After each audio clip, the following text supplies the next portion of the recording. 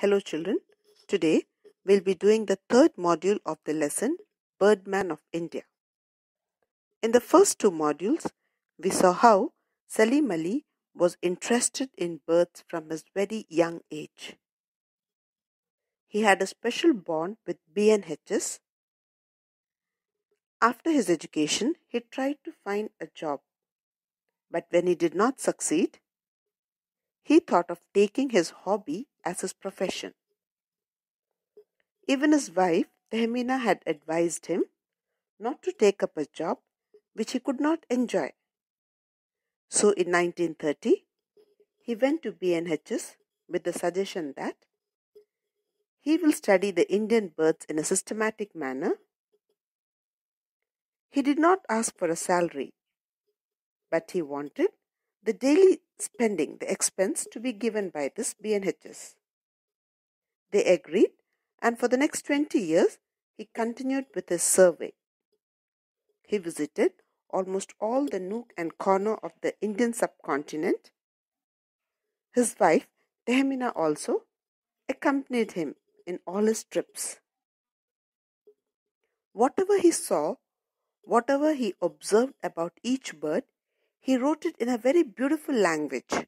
He had a very good writing skills, and he published them in the BNHS journal.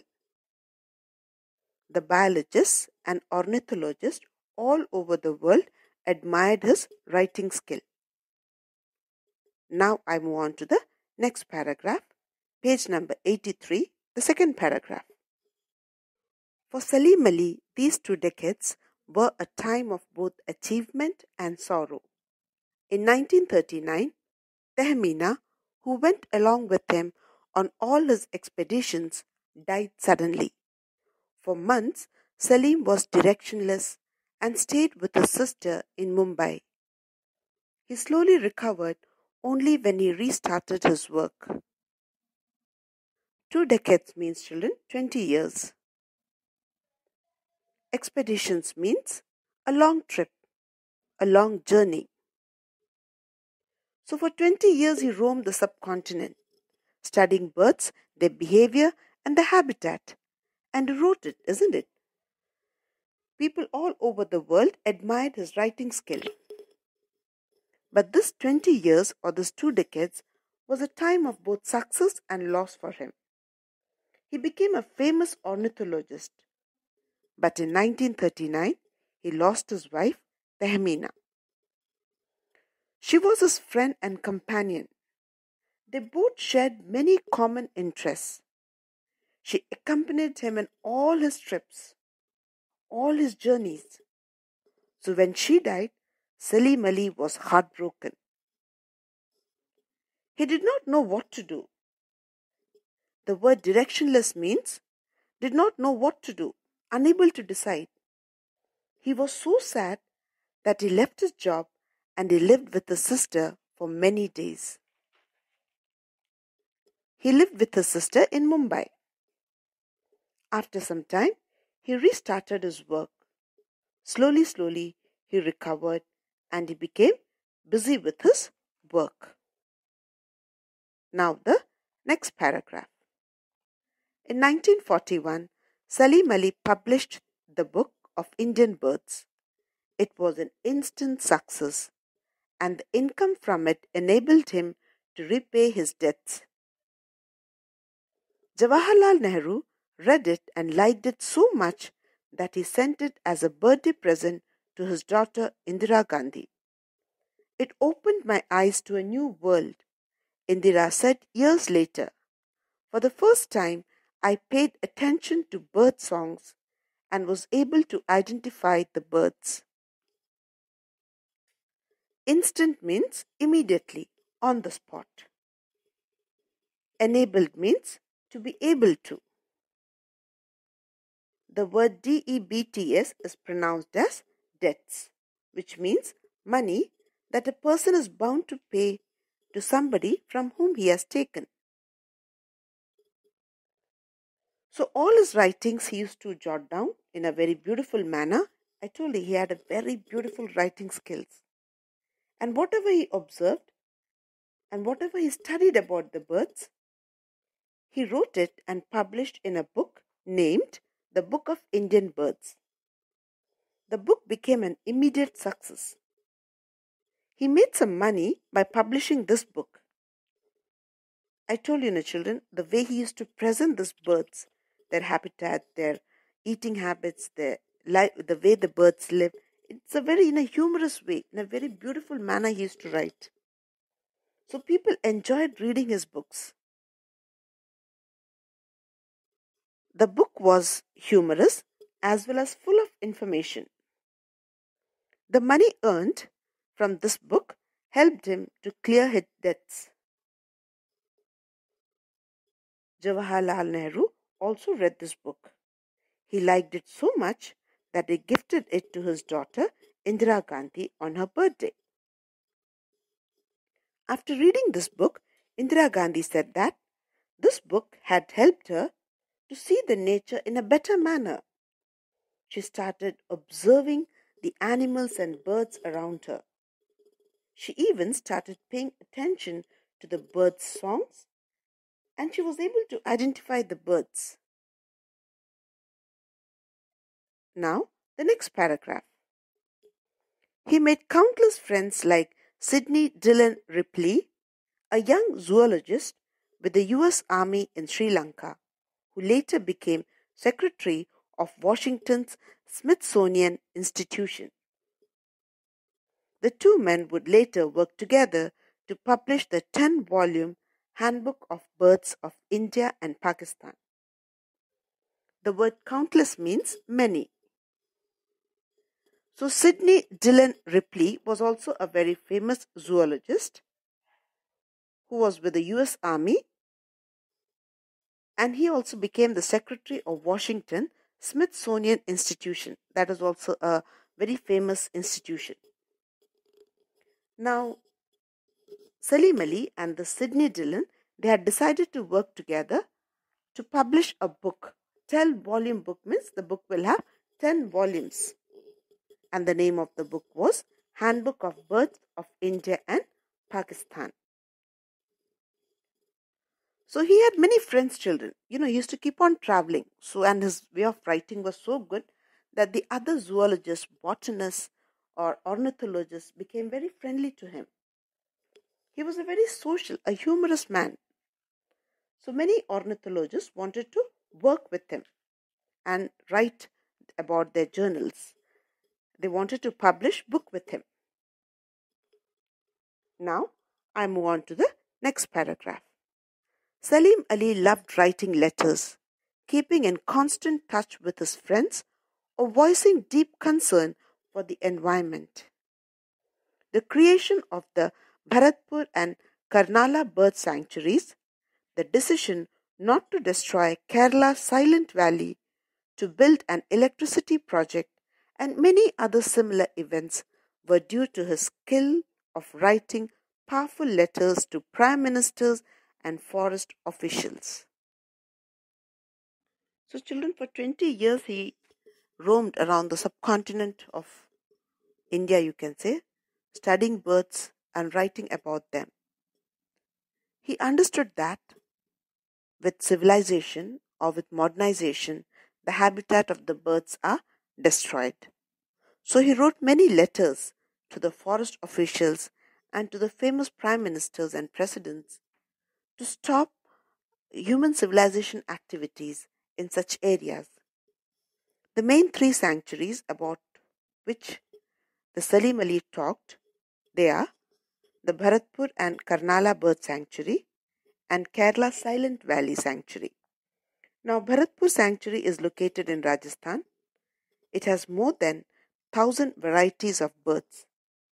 Karnala Bird Sanctuary is located outside Mumbai, around about 70 to 100 kilometers outside Mumbai. It's much smaller compared to Bharatpur Bird Sanctuary. And Kerala Silent Valley. Now, about Kerala Silent Valley, it is a place where they say that human civilization has not touched. Kerala Silent Valley is a national park which is located in Nilgiri Hills, which is in Palakkad district. This national park has some rare species of flora and fauna. Flora and fauna means plants and animals. This park is one of the last undisturbed area of southwestern Ghats. There was a plan to build a hydroelectric project which would threaten this rare plants and animals. Salim Ali protested against this construction of this hydroelectric project. He had a very good writing skills and he knew exactly what would happen if this hydroelectric project would come in that place. So he wrote many letters to the Prime Minister and the forest officials telling them about the harmful effects of this hydroelectric project. And in 1980, this project got cancelled. Now the words voicing deep concern means to express his concern. So as he had visited so many places in the country or in the subcontinent, he knew the importance of nature. He knew the importance of trees. Trees are required to protect these birds, isn't it? So he told that if trees are cut, man generally cuts trees and all for our benefit, isn't it? To build houses, to build big apartments, big flats, to construct so many things, we cut the trees. Salim Ali was against that. He wanted these bird sanctuaries or these natural habitats to be preserved as such. And of course, Kerala's Silent Valley is still one of the most beautiful places you can say. Now I move on to the next paragraph. Salim Ali was very energetic and kept going on major expeditions till he turned 87. 2 years later, he was ready to go to the Himalayas in search of the mountain quail, which was last seen in 1858. But he suddenly fell ill and used the time to finish one more book, The Fall of a Sparrow, his delightful autobiography. So he was a very energetic, very happy, healthy man who enjoyed moving around. So he went on visiting places. Expeditions means long journey. He went on going to different places, studying these birds till he was 87 years old. And 2 years after, he was ready to go to the Himalayas. He wanted to study about the mountain quail. Mountain quails are small birds, small brown birds. They are generally eaten for meat and the eggs are also used as food.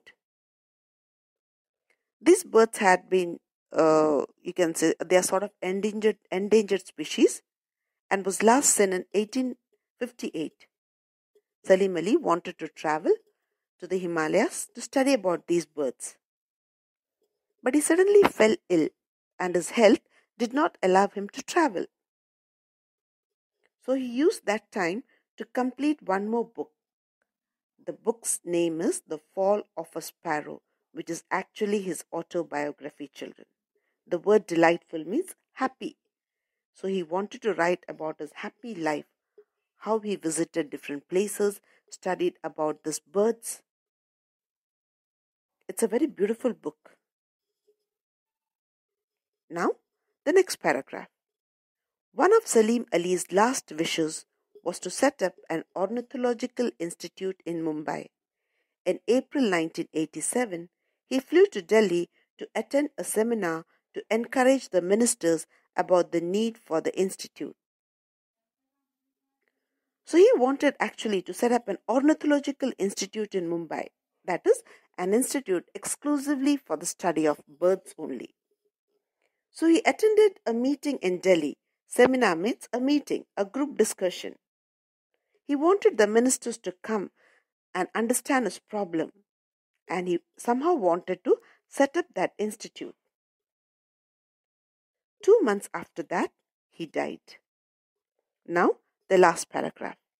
2 months later, Salim Ali died. Despite all he had done, he felt there was much more left to do. "I'm not ready to die," he had said. "I have only touched the surface." He was a man who was full of life, full of enthusiasm, very energetic. He was a lover of nature.